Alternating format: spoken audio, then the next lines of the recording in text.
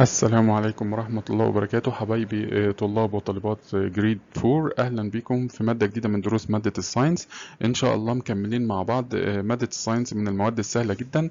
وهنا في القناة ما بعتمدش في التدريس على الحفظ والتلقين وترجمة بس الجمل، ومجرد إنك تروح تسمعها في الامتحان وما تكونش فاهم أنت بتعمل إيه. حاول تتابعني، ويا ريت لو في أي أسئلة أو أي استفسارات تسيبها لي في الكومنتات. انا ما بقفلش الكومنتات زي ما ناس تانية بتعمل.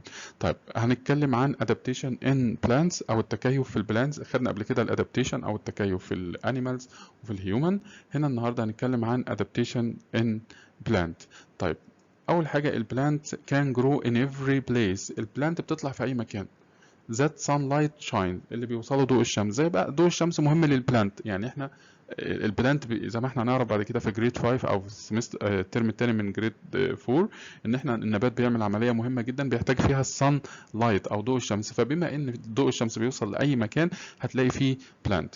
طب اقول لك even the bottom of the sea، حتى في قاع البحار بتلاقي فيه بلانتس. الايس ان بولار ريجونز، الاماكن الثلجيه في المناطق القطبيه طبعا بيبقى فيها بلانتس. طالما في ضوء شمس بيبقى فيه بلانتس. طيب زي ما احنا كده هنقول بعد كده ايه الحاجات اللي انت تركز عليها والديفينيشنز والتعريفات المهمه اللي لازم تكون فاهمها، وبعد كده تقدر تتكلم عنها. بنقول ان البلانتس هاف structural and behavioral adaptation. البلانتس عندها structural و behavior adaptation زيها زي الانيمالز والهيومن زي ما خدنا قبل كده. adaptation that help them survive، بتساعدها انها تعيش and grow in their different environments. طيب الادابتيشن ده فايده الادابتيشن ان هو بيساعد الليفنج اورجانيزمز او الكائن الحي ان هي تسرفايف. يعني ايه سرفايف؟ تقدر تتغلب على الظروف اللي عايشه فيها، تمام، او تقدر تتكيف مع الظروف اللي عايشه فيها. طيب بيقول لك terrific trees يعني اشجار جميله ورائعه can grow in two different environments، في بيئتين مختلفتين. خلي بالك هنا هناخد الشجرتين مشهورين جدا. كل شجرة منهم لها environment او لها وسط بيئي بتعيش فيه مختلف عن التاني. يعني مثلا هناخد زي يعني ايه وسط بيئي او يعني ايه environment. يعني جو مثلا environment يقصد بها الظروف اللي احنا اللي حوالينا او اللي عايشين فيها. الجو حر، الجو كويس، الجو برد، دي معناها الانفايرومنت. طيب هناخد مكانين. المكان الاول اسمه سافانا فورست اللي هي غابات السافانا، اند امازون رين فورست، وغابات الامازون الممطره او المطيره. يعني ايه رين فورست؟ يعني غابات مطره على طول. طيب نشوف بعد كده السافانا ده مكان موجود فين؟ such as في اماكن كتيره يعني موجوده في السافانا او موجود فيها غابات السافانا، بس اشهر مكان ساوثرن افريكا او ساوثن افريكان سافانا، غابات السافانا اللي موجوده في جنوب افريقيا. في جنوب افريقيا it is grassland يعني ارض عشبيه. جراسلاند ارض عشبيه. يعني ايه ارض عشبيه؟ عشان برضو الكلام ما بيبقاش غريب. يعني كلها اعشاب خضراء، كلها اعشاب خضراء زي النجيله والحشائش والحيوانات او بعض الانيمالز بتاكل فيها. طيب it is a grassland habitat with a mild temperature. يعني ايه mild temperature؟ يعني مش حر قوي ومش بارد. او كلمة mild يعني درجة حرارة متوسطة. طيب ايه كمان بيميز غابات السافانا؟ extreme lake of water، ما فيهاش مية. extreme lake of water يعني جافة جدا جدا جدا، يعني انك تلاقي فيها مية من الامور الصعبة. يعني عشان كده الحيوانات او الليفنج اورجانيزمز او الكائنات الحية اللي هتعيش في الاماكن دي محتاجه تعمل ادابتيشن كويس جدا، او محتاجه يكون لها لها خصائص مهمه جدا عشان تقدر تتكيف. طيب بيقول لك ان هي اكستريم، تتميز ان هي عندها اكستريم ليك اوف ووتر. اكستريم ليك يعني كلمه اكستريم تعبر عن النقص الشديد من الميه during the dry season، اثناء موسم الجفاف. ايه موسم الجفاف ده يا اولاد؟ موسم الجفاف اللي هو مثلا يكون الحر، الجو حر جدا، او موسم الصيف بنسميه موسم الجفاف. يعني يتميز الموسم الجفاف دوت ان هو ما فيهوش ميه، ما فيهوش ايه ميه. بنقول extreme lack of water، نقص شديد في المياه. طيب which lasts for half of the year، بيستمر لنص سنة. يعني موسم الجفاف ده بيقعد 6 شهور. بيقعد ايه؟ 6 شهور. without rainfall، بدون امطار، بدون ما يكون في عندك مطرة، فبالتالي بيحصل ايه؟ جفاف. there is خلي بالك في شجرة بقى عندنا مهمة جدا. الشجرة دي قدرت او استطاعت انها تتغلب على الظروف ديت بتاعه الجفاف، وقدرت تتكيف وقدرت تعيش في هذا الجو. فبنقول there is a large tree، في شجرة كبيرة can be seen scattered، بتشوفها على يعني مش متجمعة بس بتشوفها مشتتة. يعني ايه مشتتة؟ يعني مثلا لو انت عندك ملعب كبير كده، بتلاقي مثلا ايه 5 6 اللي واقفين في الملعب، ف5 6 متوزعين في الملعب او متبعترين في الملعب، يعني مش مرصوصين بطريقة منتظمة. بنقول scattered يعني مشتتة يعني في كذا مكان والاماكن بعيدة عن بعضها. تمام. which is acacia tree، الاكاشيا تري او شجرة الاكاسيا، او اللي واخده شكل الامبريلا شيبد تري بيسموها كده. يبقى ده الشجره او اللي قدرت تقاوم الظروف بتاعه الجفاف. in the savanna grassland most large plants can't grow، معظم البلانت الكبيره ما بتقدرش يعني بتكبر due to drought اللي هو الجفاف. يعني هي شجره الاكاشا هي اللي قدرت او استطاعت انها تتغلب على الظروف ديت، فمش هتلاقي اشجار كبيره تانية موجوده معاها. تمام. ادي شكل الشجره بتاعتنا، واخده شكل الامبريلا. طبعا زي ما انت شايف ده السافانا، ارض السافانا. شوف الحشائش عامله ازاي، ده كده واضح ان هو ده موسم الجفاف او الدراي سيزون. فبتلاقي شجره السافانا هي اللي استطاعت ان هي تتغلب على الشكل. لو انت ملاحظ من الشكل بتاعها ان هي واخده شكل الامبريلا. تاني حاجه الارض عندك دراي يعني جافه. وتالت حاجه تقدر تلاحظها من الصوره ان الشجر متوزع او يعني متوزع توزيع عشوائي اللي احنا بنقول عليه. تمام. طيب الامازون رين فورست او النوع الثاني من الاماكن اللي احنا هنتكلم عنه او اللي بيحصل فيه ادابتيشن، اللي هي غابات الامازون الممطره. ده عكس السافانا. السافانا ما فيهاش ميه او اكستريم ليك اوف ووتر، نقص شديد في الميه. دي رين فورست يعني هي اسمها غابات ممطره على طول.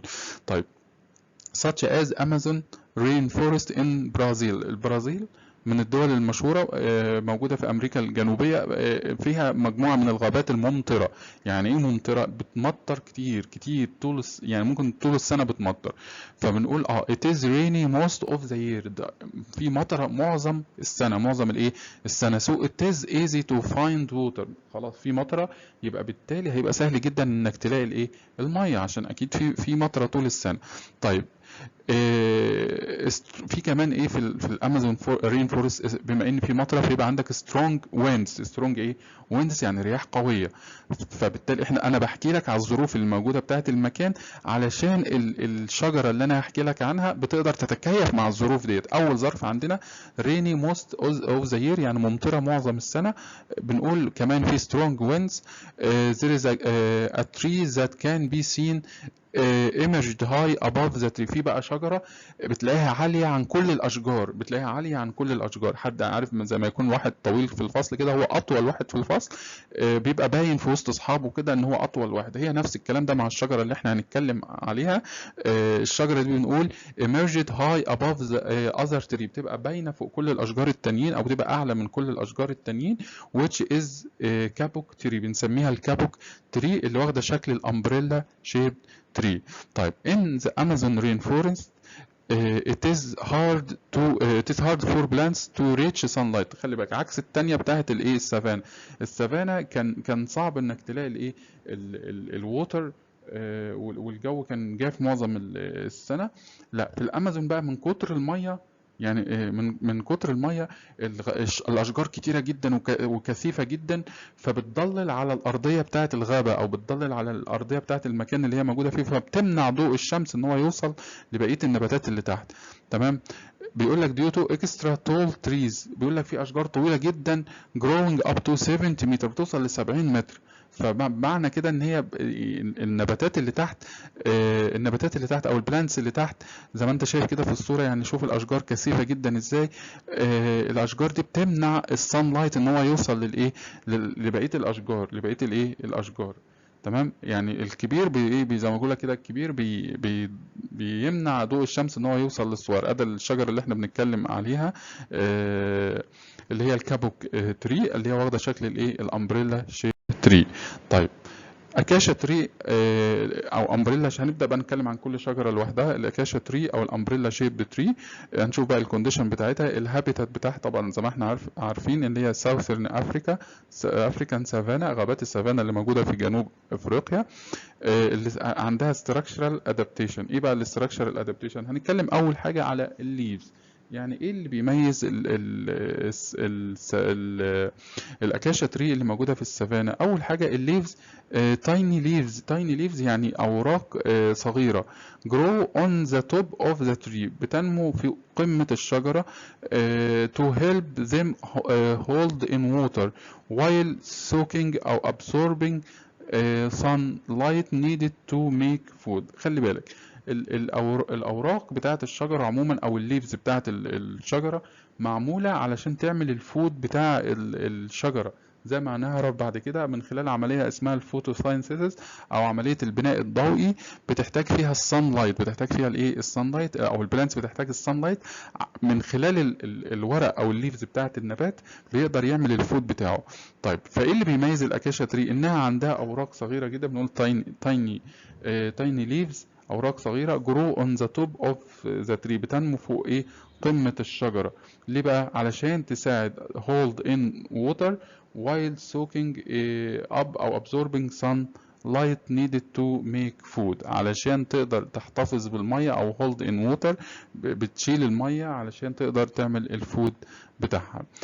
تاني حاجة في الليفز، there are sharp spines around the leaves. في أشواك حادة حوالين الليفز. خلي بالك عشان الليفز ما تتاكلش، يعني حد يجي ياكل الليفز هيلاقي فيه شوك فمش هيعرف ياكلها. to prevent animals from eating these leaves، عشان تمنع الانيمال من ايه؟ من أكل هذه الأوراق. طب كأنها وسيلة دفاع لنفسها. بنتكلم عن الستراكشرال ادابتيشن. الترانك او الجذع بتاعها، it is very long trunk، very long طويل جدا طبعا. so most animal except giraffe cannot reach its leaves to feed on. يعني بيقول لك معظم او الترانك بتاع الاكاشا تري بيكون طويل جدا عشان الزرافه او سوري، عشان الحيوانات اللي بتاكل النباتات ما تقدرش توصل لها وتاكل الايه الاوراق بتاعتها. طيب ادى شكل الاكاشا تريز، انتوا عارفين ان طبعا ادى المكان الدراي او المكان الجاف اللي هي عايشه فيه. وده الشكل بتاعها. ادى شكل الاوراق اللي فيها سباينز او الاشواك بتاعتها علشان تقدر تمنع الانيمالز اللي بنسميهم البلانت ايترز، اكل النباتات، ان هم يروحوا ايه ياكلوا الاوراق بتاعتها. طيب بعد كده بيقول لي ان انا عندي ذا ترانك ان اكاشا تري ستورز ووتر. الترانك او الجذع بتاع الاكاشا تري بيخزن الميه طبعا عشان هي عايشه في دراي او مكان جاف، او اللي هي السافانا فورست، غابات السافانا. وزي ما قلنا ان غابات السافانا ده مكان دراي معظم السنه، او 6 شهور من السنة أو هاف اوف ذا يير. فبالتالي الترانك بتاع الأكاشا تري بيخزن المية. زي ايه بالظبط؟ خدنا فيه حاجة قبل كده بتخزن المية، زي الهامب ان كامل. الكامل طبعا بيخزن المية في الهامب بتاعه علشان او بيخزن الفاتس والمية عشان ايه يقدر يسرفايف الجو الصحراء اللي موجود فيه. طبعا ده شكل ايه الترانك وهو بيخزن المية. الناس بتفتحه وبتشرب منه اهيت زي ما احنا شايفين بالشكل ده. طيب بعد كده هنتكلم برضو عن الروتس بتاعة الأكاشا تري. ايه اللي بيميز الروتس؟ a very long root، very long root يعني جذور طويلة جدا بنسميها التاب روت. التاب روت بنسميها التاب روت. طيب التاب روت ديت بتعمل ايه؟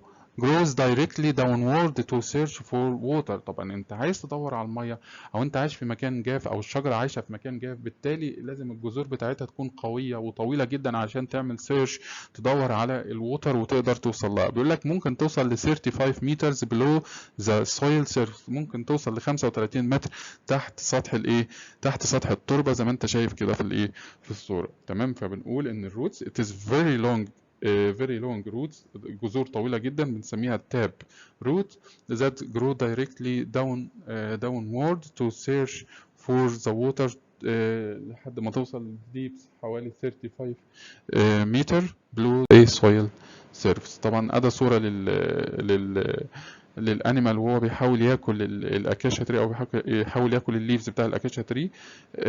فبنقول طبعا ايه بقى البيهيفيرال ادابتيشن. احنا كده خلصنا الاستراكشرال ادابتيشن بتاع الاكاشا تري، دلوقتي هنشوف البيهيفيرال ادابتيشن. طيب البيهيفيرال ادابتيشن هي الشجره يعني لها سلوك، او الاكاشا تري لها سلوك بتقدر تتصرف. احنا عارفين البيهيفيرال يعني حاجه او اكشن الليفنج اورجانيزم بيعمله، ده معنى بيهيفيرال. طب يا ترى هل الاكاشا تري بتقدر تتصرف او بتعمل حاجه معينه؟ بنقول ان الاكاشا تري كان ديفند اتسيلف از فول، بتقدر تدافع عن نفسها. تدافع عن نفسها ازاي؟ it produces a poison، بتفرز ماده سامه when an animals begins eating، لما الانيمالز زي ما انت شايف كده تبدا تاكل بتفرز produce يعني بتفرز او بتنتج produces a poison، بتفرز مادة سامة when the animal begins eating its leaves to make the leaves taste very bad، بتخلي طعم الورق اللي الانيمالز بتاكله طعمه سيء جدا، فبالتالي الانيمال يجي زي كده ياكل فبيلاقي طعمها وحش جدا، فبيضطر ايه يسيبها to keep this animal away، علشان تبعد الايه الانيمال. it sends a smelly message، بتبعت رسالة على شكل رائحة، يعني بتفرز رائحة معينة، بتفرز رائحة معينة in the wind في الرياح. تمام. ليه بقى؟ عشان كده، عشان ايه؟ عشان to warn، عشان تحذر other acacia tree nearby اللي قريبة منها telling them، وتخبرها that to start making the same poison. يعني ايه؟ يعني لو فرضنا ان في انيمال زي ده كده بدأ ياكل في الشجرة ديت، خلاص الشجرة دي الانيمال ضحك عليها وبدأ بدأ ياكل فيها، بس طبعا على ما الشجرة دي تفرز البويزن بتاعها وتحمي شجر زمايلها، بتفرز البويزن، ده اول حاجه. وفي نفس الوقت بتسند مسج، بتبعت رساله للاشجار القريبه منها على طريق رائحه معينه بنسميها سند سميلي مسج، رساله على شكل رائحه، بتحذرهم، بتقول لهم والله انا في انيمال بياكل فيا دلوقتي الليفز بتاعتي، فانا بفرز له البويزن او بنتج له البويزن، وفي نفس الوقت انا اديت لكم الريحه ديت علشان، او السميل ديت علشان تبداوا تفرزوا البويزن من قبل ما ايه ما يجي لكم وقال لكم ان في خطر جاي. طيب بعد كده الكابوك تري. الكابوك تري طبعا ده النوع الثاني من الاشجار اللي بيعيش او اللي بيبقى موجود في الامازون رين فورست. زي ما انت شايف شكلها كبير ازاي، الهابيتات بتاعها او الموطن بتاعها الامازون او الرين فورست اوف برازيل، يعني غابات الامازون اللي موجوده في الايه برازيل او البرازيل. بنقول الاستراكشرال ادابتيشن بتاعها. هنتكلم اول حاجه على الليفز. الليفز يا ترى بتاعت الكابوك تري هاند شيبد ليفز. يعني ايه هاند شيبد ليفز؟ الاوراق على شكل الايه اليد، الاوراق على شكل الايه صوابع الايد عامله بالشكل. طب ايه بقى الاوراق على شكل صوابع؟ ايه الفايده من كده؟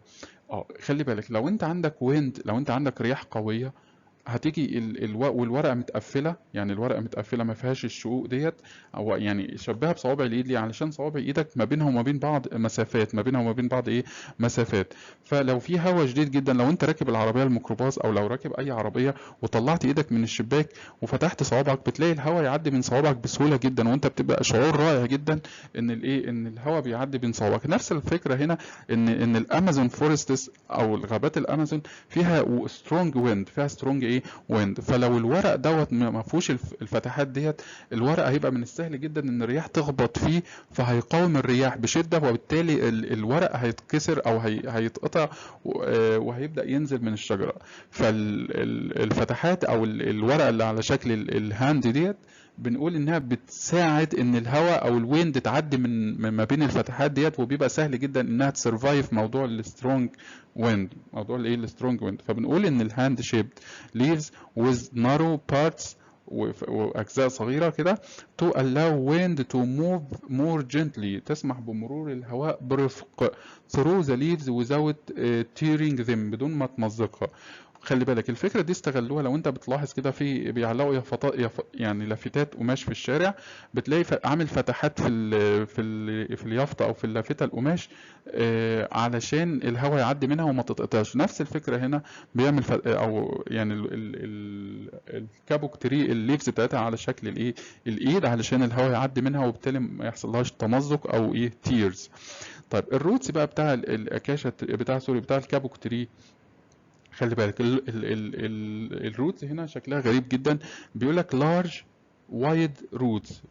large يعني كبيرة، wide يعني عريضة، called بنسميها الايه buttress roots، بنسميها الباتريس roots او الجذور الداعمة buttress which grow high up on its trunk. الله، خلي بالك انت يا مستر، ده الروتس هنا مختلف عن الروتس العاديه. الروتس العاديه المفروض بتطلع لتحت underground، لا ده بتطلع up. هنا الروتس بتطلع ايه up on the trunk. up on ايه the trunk to hold the tree firmly، علشان تثبت الشجرة. يعني الباتريس، هي كلمة باتريس روتس يعني جذور داعمة. ما هي داعمة يعني بتدعمها، يعني عشان تبليه طبعا، عشان تسرفايف السترونج وينز، عشان تقدر تعيش او تقدر ما يحصلهاش مشاكل بسبب الايه السترونج وينز in the soggy soil، في الارض او في التربه اللي هي المادي سويل او التربه الطينيه. buttress roots not planted deeply in the ground، ما بتنزلش تحت في الايه في الجراوند، but they grow up، بس بتطلع لفوق on the trunk to hold the tree in the soggy soil، علشان تقدر تشيل يعني تدعم الشجره في الايه في الارض الطينيه او في الارض الايه الرطبه دي. تمام.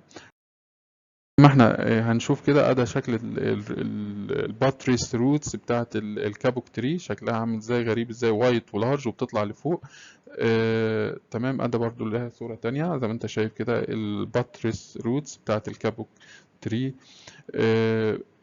الباتريس روتس كان ستارت up to 5 meters، ممكن يوصل ارتفاعها لحد 5 امتار above the ground، فوق الايه فوق الارض زي ما انت شايف كده. تمام.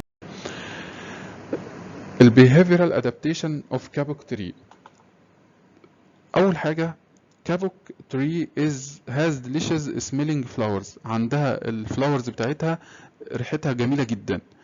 طب to send message through wind، علشان الريحه طبعا الريحه بتنتشر في الجو، بتنتشر في الجو عن طريق الويند او عن طريق الرياح. to attract bats towards it، علشان تجذب الباتس او الخفافيش ناحيتها. قدام هنعرف الباتس بتعمل ايه بالظبط، يعني بعد كده، او الحيوانات ديت اكيد بتستفاد منها بوظيفه معينه. ادي الفلاور، شكل الفلاورز بتاعت الكابوك تري. وده صوره تانية عن قرب للفلاورز. وده برضو صورة من بعيد للايه للكابوك تري. زي ما انت شايف الشكل دوت، ان الفلاور شكلها جميل جدا وريحتها طبعا بتبقى اجمل بكتير جدا. كابوك تري هاز فلافي يلو سيدز، البذور بتاعتها بقى، السيدز يعني البذور، to be easily carried، الجذور بتاعتها او سوري البذور بتاعتها فلافي يعني عامله زي هشه كده. شفت وانت بتاكل غزل البنات، ده بنسميه ماده الغزل البنات اللي انت بتاكله ده بنسميه فلافي. يلو سيدز ولونها اصفر. to easily carried by wind across the forest، علشان الرياح طبعا تقدر ايه تشيلها زي ما انت شايف كده. وسهل جدا انها تتنقل بالايه بالويند. ده شكل الايه السيد. طيب بعد كده هنتكلم عن حاجة او بنقول ان البلانتس have different properties، البلانتس عندها خصائص مختلفة that help them to adapt and survive in their different environment، اللي بتخليها تسرفايف في الانفايرومنتس او في البيئات المختلفة through their structural adaptation as we study the following example. هناخد برضو شوية examples كده على بعض البلانتس اللي بتقدر تعمل adaptation او تقدر تعيش تقدر تسرفايف الانفايرومنت اللي بتعيش فيه. طيب اول بلانتس هناخدها اللي هي البلانت اسمها مانجروف تري. الهابيتات بتاعها السولت ووتر. يعني ايه السولت ووتر؟ اللي هي الميه المالحه زي ميه البحر والمحيطات والحاجات دي، زي ما انت شايف بتعيش في الميه والجذور بتاعتها بتبقى عامله بالشكل دوت. طب الاستراكشرال ادابتيشن بتاعها it has long and strong roots، عندها جذور طويله وايه وقويه. طب الريزون يعني السبب ليه بتعمل عندها جذور قويه to resist the water، عشان طبعا الميه دي بيبقى فيها ويفز او امواج شديده جدا، فطبعا هتقدر ايه تسرفايف السترونج ايه ووتر او الويفز والميه المالحه والحاجات دي. بعد كده الووتر ليلي زي ما انت شايف شكلها جميل جدا. بتعيش فين الهابيتات بتاعها؟ الويت لاند او الاراضي الرطبه. يعني ايه اراضي رطبه؟ برك مستنقعات بنسميها فريش ووتر، بتاعت الفريش ايه ووتر. الاستراكشرال ادابتيشن بتاعها ان الليفز بتاعتها وايد فلوتنج. وايد فلوتنج يعني عايمه على وش الميه، يعني الورق بتلاقيه عايم على سطح الميه كده، فبنقول وايد فلوتنج ليفز، وعريضه مش صغيره كده. فبنقول ليه بقى السبب او الريزون؟ to absorb a large amount of ايه sunlight، علشان تقدر تمتص اكبر كميه من ضوء الشمس. او عرفنا طبعا اهميه ضوء الشمس للبلانت ان هو بيعمل الفود بتاعه. بعد كده هنكمل الباين تري. الباين تري اللي هي اشجار الصنوبر بيبقى شكلها عامل كده. الباين تري او اشجار الصنوبر بتبقى زي ما انت مكانها والهابيتات بتاعها السنو. يعني ايه السنو؟ اللي هي الاماكن الثلجيه، بيبقى عايشه في الثلج. الاستراكشر ادابتيشن بنقول it has a triangular shape، عندها شكل مثلثي زي ما انت شايف كده، الشكل بتاعها شكل المثلث. ليه؟ عشان التلج يقع من عليها بسهوله طبعا، عشان لو التلج تراكم عليها فهيؤدي انها ايه تنكسر، وهيبقى حمل على الشجره، فالشجره تنكسر وتقع. فبنقول the pine tree has a triangular shape and short branches، والبرانشز بتاعتها قصيره. ليه بقى؟ to allow the snow to slide easily، تخلي التلج يتزحلق من عليها بسهوله. so its branches don't break، عشان كده البرانشز بتاعتها ما بتتكسرش. تاني حاجة needle leaves. needle leaves يعني الورق بتاع الباين تري أو أشجار الصنوبر بيبقى على شكل الإبر. إبر يعني رفيع جدا. طيب to prevent the loss of water، علشان ما يفقدش مية كتير، لأن البلانت لما يكون الورق بتاعه عريض المية يعني بتطلع منه بسهولة، أو بيتعرض للشمس كتير أو بيتعرض للضوء كتير، فبالتالي بيفقد المية بتاعته بسهولة. البالم تري او اشجار النخيل الهابيتات بتاعها الديزرت. الاستراكشرال ادابتيشن it has thick roots، عندها جذور سميكه and small leaves، واوراق صغيره مش عريضه. to resist عشان يقاوم السترونج ويندز، عشان يقدر يقاوم الرياح القويه. بعد كده هنتكلم عن الباربري فيج. برضو ده نوع من انواع البلانتس او التين اللي هو بنقول عليه التين الشوكي. زي ما انت شايف شكل التين الشوكي طبعا كلنا عارفينه، وانت لو انت بتلاحظ ان الراجل وهو بيقشره بيبقى لابس جلافز في ايده عشان طبعا كله شوك. فبنقول الهابيتات بتاعه الديزرت، بيطلع في الصحراء. تمام. الاستراكشرال ادابتيشن بنقول ان هاز شارب سباينز، عنده شوك كتير جدا، والشوك ده بيبقى حاد. and tough outer cover. tough يعني سطح خشن كده، وتشوف الورق بتاعه او الشكل بتاعه بيبقى الورق زي ما انت شايف كده شكله غريب جدا، وبيبقى خشن جدا، سطحه صعب جدا، او السيرفس بتاعه او السطح بتاعه شديد، او الكفر بتاعه بيبقى tough يعني شديد او خشن. to prevent animals from eating، عشان يمنع الانيمال from ايه from eating its leaves، عشان يمنع الانيمال ان هو ياكل الايه الورق بتاعه وياكل الفاكهه بتاعه. تمام. بعد كده هناخد حاجه جديده اسمها الدايجستيف سيستم. الدايجستيف سيستم او احنا طبعا بنتكلم عن الادابتيشن بتاع الليفنج اورجانيزمز، فاحنا هنبدا نخش على الانسان، وبنقول ان الانسان في كذا سيستم بيعمل ادابتيشن جواه. من ضمنهم الدايجستيف سيستم، طبعا ده ستراكشرال ادابتيشن، يعني هو ربنا خلق لنا الدايجستيف سيستم او الجهاز الهضمي. بده شكل الجهاز الهضمي بصفه عامه، احنا هنتكلم عليه بالتفصيل، بس لازم نعرف يعني ايه سيستم الاول. يعني ايه سيستم؟ بنقول ان السيستم it is a group of organs، مجموعه من الاعضاء، مجموعه من الايه من الاعضاء. يعني ايه؟ يعني انت لو اتكلمت مثلا عن الجهاز الهضمي، الجهاز بصفه عامه اسمه سيستم، الجهاز بصفه ايه عامه اسمه سيستم، بس لو جيت تبص عليه بالتفصيل هتلاقيه مجموعه من الاعضاء. يعني ايه؟ يعني في مثلا الفم، وبعد كده المعده، وبعد كده الامعاء. كل حاجه من دول بنقول عليهم ايه اورجان يعني عضو. فاما الاورجانز دي تتحد مع بعضها بنسميها ايه سيستم. فبنقول ان السيستم it is a group of organs، مجموعه من الاعضاء that work together، بتشتغل مع بعض. يعني ايه بتشتغل مع بعض؟ مش كل واحد شغال بمزاجه. يعني لو اتكلمنا مثلا عن الدايجستيف سيستم او الجهاز الهضمي، مش البق طبعا بيشتغل لوحده، لا البق بيعمل وظيفه، وبعد كده الاستومك بتاخد الفود او الطعام، بعد كده تكمل هي الايه عليه. فبنقول كلهم بيشتغلوا مع بعض، وكلهم بيساعدوا بعض، زي ما يكون عندك تيم او فريق معين بيساعد مع بعض وبيشتغل مع بعض. فبنقول it is a group of organs، مجموعة من الأعضاء that work together، تشتغل مع بعض to perform a specific function، عشان تأدي وظيفة محدده او جوب او سبيسيفيك جوب. تمام. طيب بنقول ان digestive system and respiratory system work together to get energy from food and breathing. من اهم وظيفه او الجهازين او السيستمز اللي احنا هندرسهم دلوقتي الدايجستيف اند ريسبيراتوري سيستم، اللي هو الجهاز الهضمي بتاع الفود، والتاني بتاع البريثنج اللي هو الريسبيراتوري سيستم، البريثنج اللي هو التنفس. طيب وظيفتهم الاساسيه ان هم يشتغلوا مع بعض علشان يجيبوا انرجي ويعملوا بريثنج. انرجي وايه وبريثنج. الانرجي فروم فود، طبعا الدايجستيف سيستم هو اللي بيعملها، بياخد الانرجي اللي الفود بيديها لنا ويوزعها على الجسم، وفي نفس الوقت الريسبيراتوري سيستم بنعمل بيه بريثنج. فدول الجهازين دول بيشتغلوا وبيساعدوا بعض. طيب بنقول why do we need to eat food؟ ليه محتاج ناكل؟ يعني ليه بناكل؟ لو سألت نفسك ليه بناكل، هتبقى الإجابة بسيطة جدا. أول حاجة إن الفود containing different nutrients، بيحتوي على المغذيات أو المواد الغذائية المختلفة، زي إيه؟ الفيتامينز والبروتينز وحاجات كتيرة جدا. that gives us energy، بتدينا انرجي. يعني احنا محتاجين الانرجي، يعني احنا بناكل علشان يبقى عندنا انرجي. لو ما كلناش مش هيبقى عندنا انرجي. لو ما اكلناش مش هيبقى عندنا انرجي. لو انت بتتمرن او بتلعب رياضه معينه، ما ينفعش تلعب وانت جعان جدا، لازم يبقى عندك انرجي علشان تقدر تكمل وتلعب، تقدر تروح المدرسه، تقدر تنزل الشارع تلعب، تقدر تذاكر. كل دي محتاج انرجي علشان تقدر تعمل الاكتيفيتيز او الانشطه المختلفه دي. فالانرجي دي بنجيبها منين؟ بنجيبها من الفود. بنجيبها من الايه؟ من الفود. فبنقول why do we need to eat food؟ ليه محتاجين عشان ناكل، او ليه محتاجين ناكل الفود؟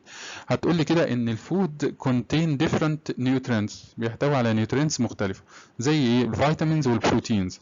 طب الفيتامينز والبروتينز والحاجات الكتيره اللي احنا نعرفها بعدين give us energy، بتدينا انرجي. طب الانرجي هنعمل بيها ايه؟ to do activities، نعمل activities. زي ايه الاكتيفيتيز؟ الانشطه walking، تمشي، talking and even during sleep، حتى في النوم كمان. يعني الحاجات اللي انت بتعملها في يومك دي بنسميها ايه؟ activity. do body function as heart beating، وكمان تعمل البادي فانكشن از هارت بيتنج، اللي هي القلب او ضخات القلب يقوم بالوظيفه بتاعته، وان هو يدق ويضخ الدم، ويعمل بريثنج، ونعمل بريثنج تنفس، وثينكينج التفكير. كل دي ايه؟ اكتيفيتيز. كل دي اكتيفيتيز بنعملها. طيب عندنا بيقول لي in one day، in one day يعني في اليوم الواحد your body needs a lot of energy، بيحتاج طاقة كتير جدا. so your heart beats around 1000 time 100,000 time، يعني القلب بتاعك بيضخ الدم او بيدق في اليوم الواحد حوالي 100,000 مرة. وفي نفس الوقت النفس بتاعك بتتنفس حوالي 20,000 time، انت بتتنفس حوالي 20,000 مرة في اليوم. طيب the digestive system break down food، بيكسر الاكل. بيكسر ليه الاكل؟ يعني انت بتاكل الاكل في بقك، بيبقى شكله ليه شكل معين، وما يدخل جوه بقك او ما يبقى يخش جوه الدايجستيف سيستم عموما بيبقى له شكل تاني خالص. تمام. فبنقول ان الدايجستيف سيستم breaks down food، بيكسر الاكل into smaller parts، الى اجزاء صغيره that your body can use، طبعا عشان جسمك يقدر يستخدمها. طبعا مثلا انت بتاكل رغيف العيش، فرغيف العيش بيمدك بحاجه معينه او ماده معينه للدم بتاعك، فالرغيف العيش مش هيدخل زي ما هو في الدم، لا ده بيتحول لشكل تاني خالص او لماده تانية خالص بتساعدك ان انت تستخلص الانرجي منه. تمام. الدايجستشن الدايجستشن بروسيس او عمليه الهضم. لو حبينا نعرف عمليه الهضم، breaking down food into smaller parts، تكسير الاكل الى اجزاء صغيره، تكسير الاكل اللي انت بتاكله لحتت صغيره. that the body cells can absorb، السيلز بتاعتك اللي جوه جسمك تقدر تمتص الايه الاكل ده، ولا تقدر تمتص هذا الايه هذا الفود. طيب السيلز دي محتاجه الايه الفود في ايه؟ يوز ذيم تو جيت انرجي، علشان تقدر تستخدم الايه الانرجي اللي جالك من الفود اند جروس. خلي بالك السيلز ديت الخلايا بتاعتك، هي وجسمك كله عباره عن سيلز، يعني جسمنا عباره عن سيلز. تمام. فالسيلز ديت هي وحده البناء بتاعه الايه الجسم. يعني الجسم لو فضلنا ناخد من او ناخد ندرسه بالتفصيل ونشوفه تحت الميكروسكوب، اي حاجه في جسمنا عباره عن سيلز. فالسيلز دي تقدر تقول ان هي الطوب اللي بيبني منه جسمنا. يعني البيت عشان يتبني محتاج طوب كتير جدا، او طوبه بتحط طوبه على طوبه لحد ما تبني الايه الجدار، وبعد كده الجدار يبقى عندك جدار تاني، وبعد كده تعمل بيت كبير جدا. هو نفس الكلام، احنا جسمنا ربنا خلقنا اصغر حاجه في جسمنا اللي هي السيل. فالسيل ديت كتيره جدا موجوده في جسمنا. اي منطقه في جسمنا فيها سيلز او خلايا. السيلز ديت هي اللي بتاخد الانرجي من الايه من الفود. تمام، بتاخد الانرجي من الفود، فبالتالي هي الايه اللي بتستفاد، وبالتالي جسمنا بيستفاد من الدايجيشن بروسيس او عمليه الايه الهضم.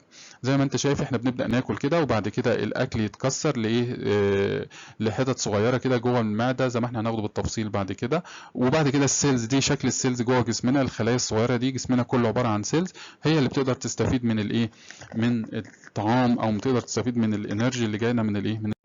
طيب بعد كده هناخد الاستراكشر اوف digestive سيستم. digestive الاستراكشر يعني تركيب، شكله عامل ازاي بقى بالتفصيل. طيب اول حاجه the human digestive system consists of a group of organs. الجهاز الهضمي بتاع الانسان بيتكون من مجموعه من الاورجنز، مجموعه من الاعضاء، مجموعه من الايه الاعضاء that work together، بتشتغل مع بعض زي ما احنا اتفقنا في الاول. طيب ايه هم؟ الرسمه دي مهمه جدا.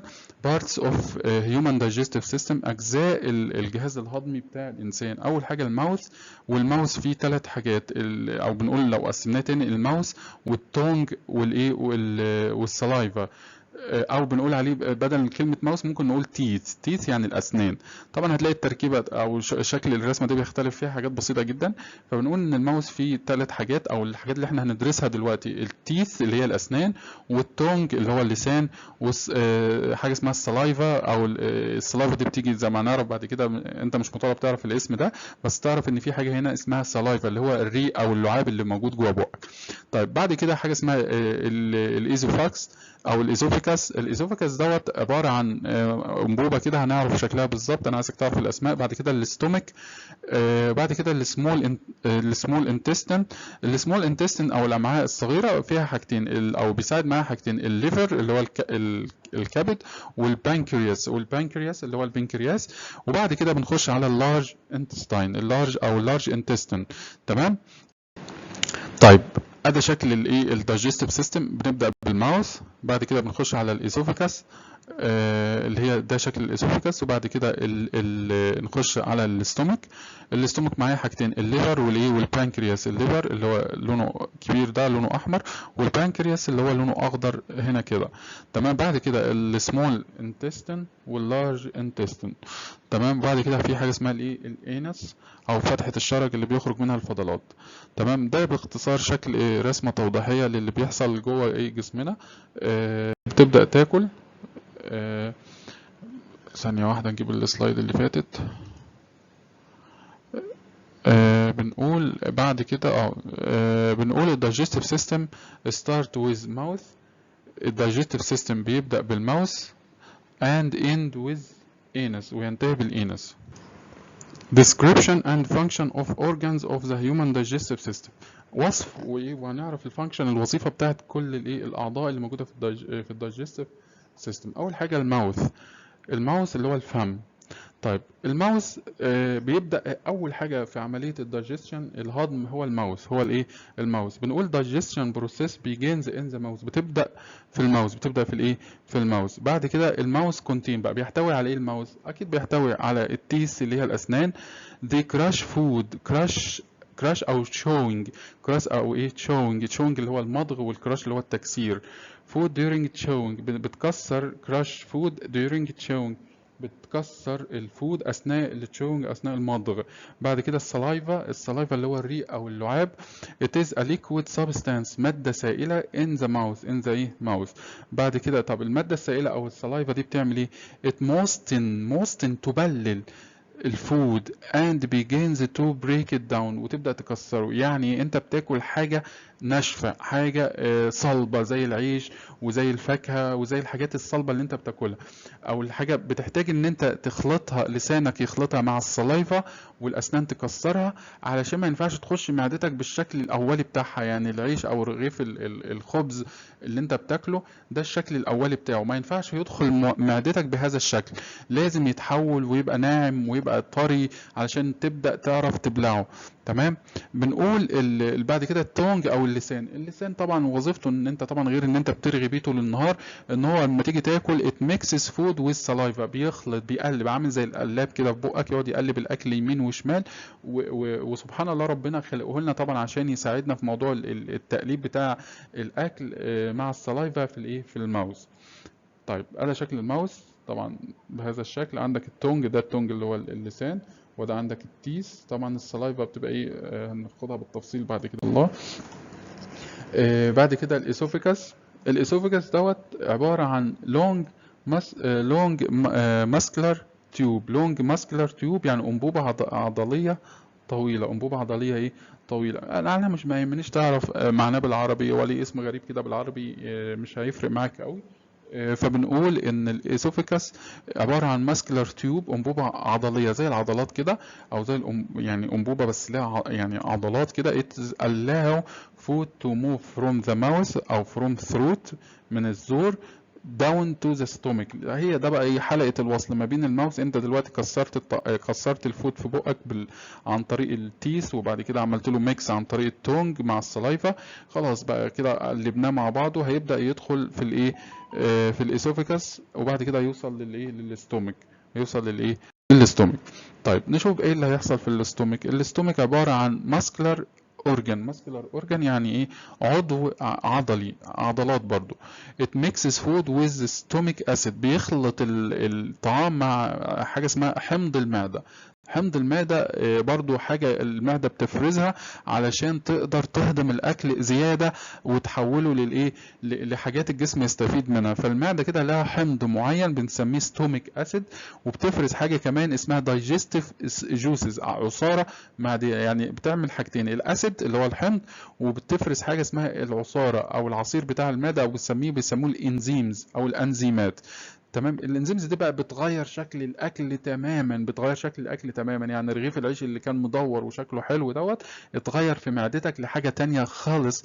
بنقول change the food to soapy liquid. liquid سائل كده عامل زي الشوربه. تمام. علشان بقى يقدر يمشي مع الدم او يقدر يخش مع الدم. تمام. طيب بنقول ان الفود stays in the stomach for few hours. يعني الاكل اللي انت بتاكله، انت مثلا اتغديت، فالغدا مش هيتهضم على طول. الاكل بياخد وقت على ما بيتهضم في معدتك. then the muscle of the stomach move the food. بعد كده الايه المعده خلصت وقعد الاكل فيها حوالي مثلا شويه ساعات، 5 ساعات او 4 ساعات، والمعده هضمته وخلاص، بتبدا تحركه فين بقى؟ على حاجه اسمها long winding tube، انبوبه ملتفه حوالين بعضها، بنسميها السمول انتستين. نسميها السمول ايه انتستين. ده شكل الاستومك اللي هي الماسكلر ماسكلر اورجان او ماسكلر ساك. تمام. بتهضم الاكل طبعا، بتحوله بالشكل الايه الشكل اللي هو سوبي ليكويد، يعني ليكويد سائل كده بالصوره اللي انت شايفها قدامك دي. تمام. طيب نشوف بقى ايه اللي هيحصل في السمول انتستين. السمول انتستينز او الامعاء الصغيره او الرفيعه. It is a long winding tube، انبوبه طويله وملتفه حوالين بعضها. اللينث بتاعها is more than 6 متر، يعني طولها اكتر من 6 متر. يعني ده اللي بيبقى بطنك، اللي موجود في بطنك. عشان كده الناس اللي عندها كرش بتبقى بطنها كبيره. يعني في دهون وفي حاجات زي كده. بتبقى برضو الايه المنطقه الكرش ديت هي المنطقه اللي موجود فيها الايه السمول انتستينز. ايه اللي بيحصل في السمول انتستين بعد ما خلاص الصوبي ليكويد اللي كان في الاستومك هيبدا يدخل على السمول انتستين. طب الجوسز اوف بنكرياس هنا بقى في السمول في السمول انتستين في عضوين مهمين جدا بيشتغلوا معايا. هو يعني الاستومك خلصت الفود وحولته لسوب ليكويد، هيخش بعد كده على السمول انتستين. في السمول انتستين بقى بيخش عضوين يساعدوا معايا، او تو اورجانز كمان، اللي هما الليفر والبنكرياس. الليفر والبنكرياس بيدوا الاكل وهو داخل السمول انتستين، بيديله كده ايه، ماده معينه زي ما هنعرف دلوقتي. فبنقول the juices of pancreas and liver flow او are poured، يتم صبها into small intestine. بنصب بقى، يبقى خلي بالك الاكل خلص في الاستومك وداخل في السمول انتستين، فيجي الليفر والبنكرياس يقول له انا هساعدك بحاجه من عندي اسمها ايه، جوس. هديك انا كمان جوس، هصب لك جوه السمول انتستين سمول انتستين جوس كده، او عصير كمان، علشان يقدر يهضم الاكل اكتر. طب بيعمل ايه الجوز دوت اللي موجود في السمول انتستنت اللي جاي من الليفر والبنكرياس؟ هيلب ان بريكنج داون، بيكسر الاكل اكتر وبيحوله انتو نيوترينتس، الى مواد مغذيه، او بنسميها دايجستد فود، طعام ايه، مهضوم. يبقى اخر او بنقول في السمول انتستنس في تو اورجانز بيساهموا معايا، اللي هم الليفر والبنكرياس، بيعملوا بورينج يعني POURING، يعني صب، بيصبوا جوس او عصير بيقدر يساعد يعمل بريكنج داون للفود اكتر، او بيعمل دايجستشن، هضم للطعام اكتر، وبيحوله لايه، نيوترينتس، او بنسميه دايجستد فود. بنقول بعد كده the walls of the small intestine absorb these nutrients. السمول انتستين بقى بتمتص هذه الايه، المواد النيوترينتس اللي خلاص اتحولت فيها، وبعد كده بتخش على البلاد، بتخش على الايه، على البلاد. كلمه absorb يعني امتصاص، يعني النيوترينتس اللي اتهضمت دي خلاص بيحصل لها absorbing يعني امتصاص. طيب بتخش بقى بيحصل لها امتصاص عن طريق البلاد فيزل اللي موجوده في السمول انتستينز، وتخش على البلاد. وده الوظيفه بتاعتنا، ان احنا ندخل الفود على البلاد علشان تو جيت ايه، ذا انرجي، عشان البلاد هو الوسيله اللي مسؤوله اللي تاخد الفود توزعه على الايه، على البادي سيلز كله. طب الاندايجستد ماتيريال، خلي بالك ما ينفعش اقول اندايجستد فود، هو ما يبقاش اسمه فود، اسمها اندايجستد ماتيريالز، يعني المواد الغير مهضومه، المواد الغير ايه، اللي ما اتهضمتش بقى واللي الجسم مش محتاجها. فلو انتو ذا لارج انتستين، بتخش على اللارج انتستينز او الامعاء الايه، الغليظه. طب عشان تخرج ايه، از ويست، يعني كفضلات، زي ما انت شايف كده تخرج ايه، كفضلات. تمام، ادي اللفه بتاعت الفود جوه السمول انتستين، وبعد كده ايه، تخرج كفضلات. طيب اللارج انتستين، الامعاء الغليظه، زي ما انت شايف بيبقى شكلها كده، بتبقى ملفوفه حوالين السمول انتستينز.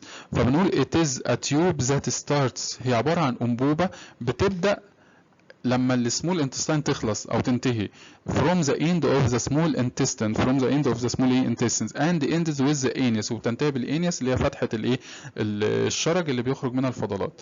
طيب بتعمل ايه بقى اللارج انتستين؟ بنقول it absorbs water from undigested material، بتمتص الميه من المواد الغير مهضومه، من المواد الغير ايه، مهضومه. so they become solid waste. خلاص لما الماتيريال اللي خارجه ديت اللارج انتستين دي تمتص الميه منها، بتبقى سوليد بقى، وتخرج على هيئه ايه، البيبي او الفضلات اللي احنا ايه، بتدخل الحمام تفضيها. تمام. so they become solid waste that leaves the body through the anus، بتخرج من الجسم عن طريق ايه، الانس. طيب